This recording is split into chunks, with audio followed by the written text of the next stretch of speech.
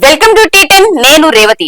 ప్రతిపాదిత బ్రాడ్కాస్టింగ్ సేవల నిబంధనల బిల్లులను ప్రవేశపెట్టడం ద్వారా బీజేపీ నేతృత్వంలోని కేంద్ర ప్రభుత్వం డిజిటల్ మీడియా, సోషల్ మీడియా వ్యక్తులను నియంత్రించేందుకు ప్రయత్నిస్తోందని, వారి నోటికి తాళం వేయాలని సూచిస్తుందని కాంగ్రెస్ నాయకురాలు ప్రియాంక గాంధీ వాద్రా ఆరోపించారు. 1995వ సంవత్సరం నాటి కేబుల్ టీవీ నెట్వర్క్ల చట్టం స్థానంలో ఈ బిల్లును తీసుకొచ్చి దేశంలోని బ్రాడ్కాస్టింగ్ రంగాన్ని నియంత్రించాలని మోడీ ప్రభుత్వం భావిస్తోంది. మీడియా సంస్థలు, వ్యక్తులు ప్రజల అభిప్రాయం కోరింది. ముసాయిదా బిల్లులపై నిపుణులు తీవ్ర ఆందోళన వ్యక్తం చేస్తున్నారు. అమరవీరులు, స్వాతంత్ర సమర యోధుల త్యాగాల ఫలితంగానే మనకు పౌర పత్రిక స్వేచ్ఛలు లభించాయని ప్రియాంక తెలిపారు. పౌరులకు కల్పించిన స్వేచ్ఛను హరించాలని ఏ ప్రభుత్వం కూడా ఆలోచించదని సామాజిక మాధ్యమం ఎక్స్ లో ఆమె పోస్టు చేశారు. ఇవాళ ఒకవైపు మీడియా మొత్తం ప్రభుత్వానికి బాగా ఊదుతోంది, మరోవైపు digital media, social media, OTT వేదికలు వ్యక్తుల నోటికి తాళం వేయాలని బీజేపీ ప్రభుత్వం ప్రయత్నాలు చేస్తుందని మండిపడ్డారు. ప్రతిపాదిత బిల్లు ఎంత మాత్రం అంగీకార యోగ్యం కాదని స్పష్టం చేశారు. ఇలాంటి చర్యలను దేశం అనుమతించదని